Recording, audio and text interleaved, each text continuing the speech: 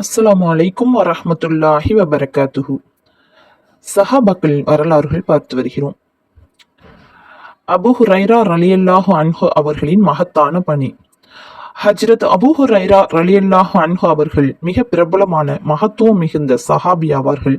மற்ற சஹாபாக்கள் அறிவிக்காத அளவுக்கு மிக அதிகமான ஹதீஸ்களை இவர்கள் அறிவித்துள்ளார்கள். இவர்கள் ஹிஜ்ரி 7ஆம் ஆண்டில்தான் இஸ்லாத்தை தழுவினார்கள். ஹிஜ்ரி 11ஆம் ஆண்டு ரசூலுல்லாஹி ஸல்லல்லாஹு அலைஹி வஸல்லம் அவர்கள் இவ்வுலகை விட்டு பிரிந்தார்கள். சுமார் 4 ஆண்டுகள் மட்டும் நபி ஸல்லல்லாஹு அலைஹி வஸல்லம் அவர்களுடைய தொடர்பில் இருந்த இவர்களுக்கு இவ்வளவு குறுகிய காலத்தில் இவ்வளவு அதிகமான ஹதீஸ்கள் எவ்வாறு நினைவில் நின்றன என்று மக்களுக்கு வியப்பாக இருந்தது. இதற்குரிய காரணத்தை அபூ ஹுரைரா ரலியல்லாஹு அன்ஹு அவர்கள் கூறுகிறார்கள். அபூ ஹுரைரா ரலியல்லாஹு அன்ஹு அதிகமான ஹதீஸ்களை அறிவித்துள்ளார்கள். இது எவ்வாறு அவருக்கு சாத்தியமானது என்று மக்கள் பேசிக் கொள்கின்றனர். இதற்குரிய காரணம் என்னவென்றால், முஜாஹிர் சகோதரர்கள் வியாபாரம் செய்வதற்காக கடைத்தெருவுக்கு போய் வந்து கொண்டிருந்தனர். அன்சாரி சகோதரர்கள் விவசாயம் செய்து கொண்டிருந்தனர். ஆகையால் அவர்கள் தத்தம் வேலைகளில் கவனம் செலுத்தி வந்தனர். ஆனால் நானோ அஸ்ஹாபுஸ் சுஃபா என்னும் திண்ணைவாசிகளாகிய மிஸ்கீன்களில் ஒருவராக இருந்து வந்தேன். ரசூலுல்லாஹி ஸல்லல்லாஹு அலைஹி வஸல்லம் அவர்களின் சமூகத்தில் இருந்து ஏதேனும் சாப்பிட கிடைத்தால் அதனை கொண்டே போதுமாக்கி வந்தேன். எனவே மற்ற சஹாபிகள் இல்லாத நேரங்களெல்லாம் நான் நபி ஸல்லல்லாஹு அலைஹி வஸல்லம் அவர்களுடன் இருந்து வந்தேன். மற்றவர்கள் கேட்டு தெரிய முடியாத ஹதீஸ்களை எல்லாம் நாம் கேட்டு நினைவில் வைத்துக் கொண்டேன். ஒரு தடவை நான் என்னுடைய ஞாபக குறையை பற்றி நபி பெருமானார் ஸல்லல்லாஹு அலைஹி வஸல்லம் அவர்களிடம் முறையிட்டேன். அப்போது நபி அவர்கள் உம்முடைய போர்வையை விரிப்பீராக என்று கூறினார்கள். நான் போர்வையை விரித்தேன். ரசூலே கரீம் ஸல்லல்லாஹு அலைஹி வஸல்லம் அவர்கள் இரு கரங்களினாலும் எதையோ அள்ளி அதில் போடுவதை போன்று சாடை செய்தார்கள். பிறகு அதனை சுருட்டி நெஞ்சோடு அணைத்துக் கொள்ளுமாறு கூறினார்கள். அவ்வாறே நான் அதனை சுருட்டி நெஞ்சோடு அணைத்துக் கொண்டேன். அன்று முதல் நான் கேட்பது எதையும் மறப்பதே இல்லை.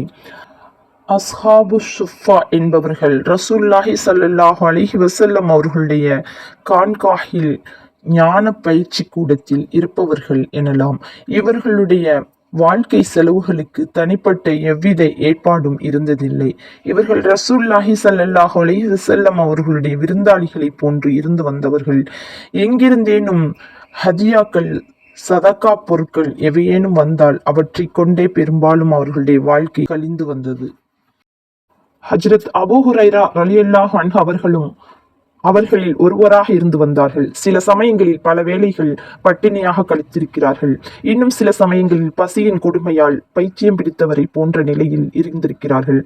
அதன் விபரம் 3ஆம் பிரிவில் கூறப்பட்டுள்ளது. இப்படிப்பட்ட வறுமையான நிலையில் இருந்ததுடன் ஹதீஸ்களை அதிகமாக கேட்டு மனனம் செய்வதிலும் ஈடுபட்டிருக்கிறார்கள். அதன் காரணமாகவே இன்று எல்லோரையும் விட அதிகமாக ஹதீஸ்கள் அவர்களின் வாயிலாகவே அறிவிக்கப்பட்டிருக்கின்றன.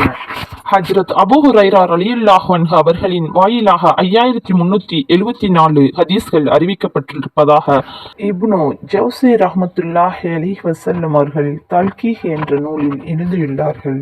ஒரு தடவை ஹஜ்ரத் அபூ ஹுரைரா ரலியல்லாஹு அன்ஹு அவர்கள் ஜனாசா சம்பந்தமான ஒரு ஹதீஸை அறிவித்த பொழுது, ஒரு மனிதர் ஜனாசா தொழுகையில் கலந்து கொண்டு திரும்பி வந்து விடுவாரானால் அவருக்கு ஒரு கீராத் நன்மை கிடைக்கும். எவரேனும் தொழுகையிலும் கலந்து கொண்டு பிறகு அடக்கம் செய்யப்படும் வரை உடனிருப்பாரானால் அவருக்கு 2 கீராத் நன்மைகள் கிடைக்கின்றன. ஒரு கீராத்தின் அளவு உஹது மலையை விட பெரியது என்று ரசூலுல்லாஹி ஸல்லல்லாஹு அலைஹி வஸல்லம் அவர்கள் அருளினார்கள் என கூறினார்கள்.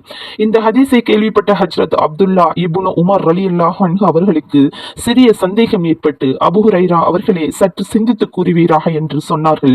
இதனை கேட்ட ஹஜ்ரத் அபூ ஹுரைரா ரலியல்லாஹு அன்ஹு அவர்களுக்கு கோபம் வந்து நேராக ஆயிஷா ரலியல்லாஹு அன்ஹா அவர்களிடம் சென்று, அல்லாஹ்வின் மீது ஆணையாக தங்களிடம் நான் கேட்கிறேன், இந்த கீராத்து சம்பந்தமான ஹதீஸை தாங்கள் ரசூலுல்லாஹி ஸல்லல்லாஹு அலைஹி வஸல்லம் அவர்களிடம் கேட்டிருக்கிறீர்கள் அல்லவா என்று வினவினார்கள்.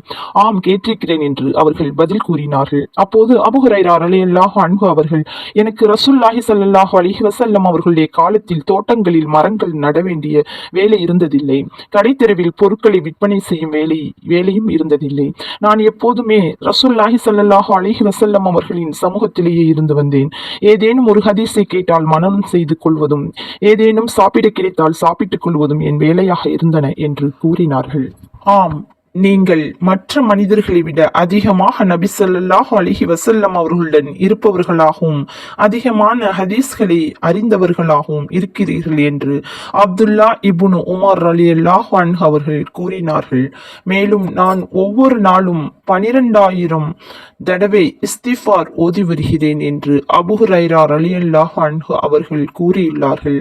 அவர்களிடம் 1000 முடிச்சுகள் கொண்ட நூல் கயிறு ஒன்று இருந்தது.